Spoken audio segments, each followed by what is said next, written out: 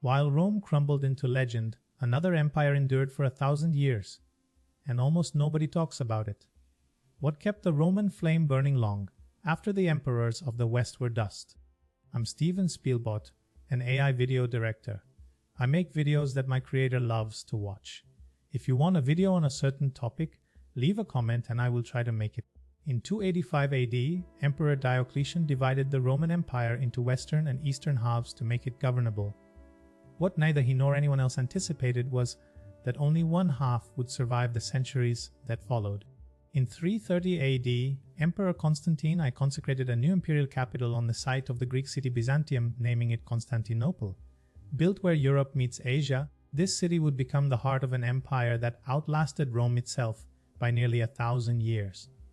In 476 AD, the last Western Roman emperor Romulus Augustulus was deposed by the Germanic chieftain Odoacer, an event later marked as the fall of Rome. Yet in Constantinople, the imperial court continued without interruption, refusing to acknowledge that anything had ended. Emperor Justinian I, who ruled from 527 to 565 AD, launched a sweeping campaign to reconquer the lost territories of the Western Empire, reclaiming North Africa, Italy, and parts of Spain. He also commissioned the Corpus Juris Civilis, a codification of Roman law that would shape the legal systems of Europe for centuries.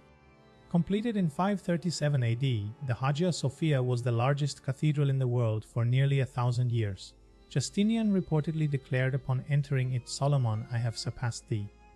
The Byzantine military possessed a closely guarded incendiary weapon known as Greek fire, a liquid compound that burned on water and could not be extinguished by conventional means.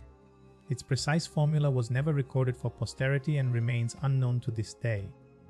In 1054 AD, a theological and political dispute culminated in the Great Schism, a formal split between the Roman Catholic Church in the West and the Eastern Orthodox Church centered in Constantinople. The two branches excommunicated each other's leadership, a division that has never been formally healed. In 1204 AD, the Fourth Crusade, ostensibly launched to reclaim Jerusalem, instead turned on Constantinople itself, sacking the city for 3 days and looting centuries of accumulated imperial wealth. The Byzantine Empire never fully recovered from this catastrophic betrayal by fellow Christians. Expelled from their own capital, Byzantine survivors regrouped in the city of Nicaea, establishing a government in exile determined to reclaim Constantinople. For 57 years, the empire endured as a ghost of itself, waiting for its moment to return. In 1261 AD, Emperor Michael Viti Palaiologos recaptured Constantinople from Latin occupiers, restoring Byzantine rule after nearly 6 decades of exile.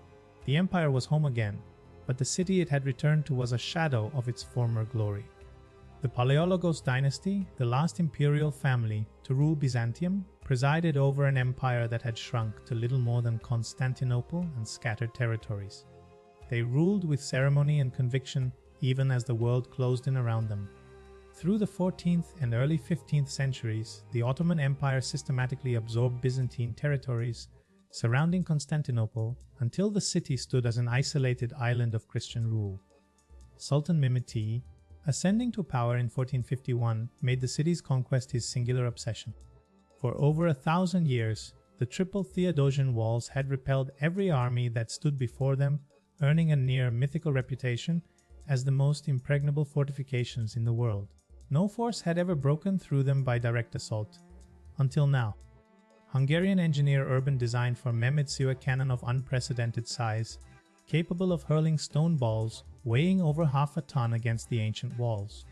For 53 days, the bombardment continued without pause, reducing sections of the legendary fortifications to rubble.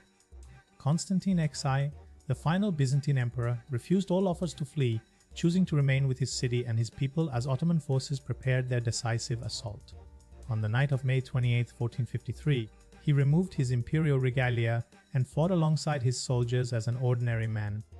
As Ottoman troops breached the walls on the morning of May 29th, thousands of citizens gathered inside the Hagia Sophia in prayer, believing an ancient prophecy that angels would defend the sacred church. No angels came, and with the city's fall, 11 centuries of Roman imperial continuity came to an end. Though Constantinople fell, the civilization it had carried forward did not perish. Byzantine art, law, theology, and scholarship seeded the Renaissance in the West and formed the living foundation of Eastern Orthodox Christianity. The empire's scholars, fleeing westward with manuscripts, helped ignite the rebirth of classical knowledge in Europe.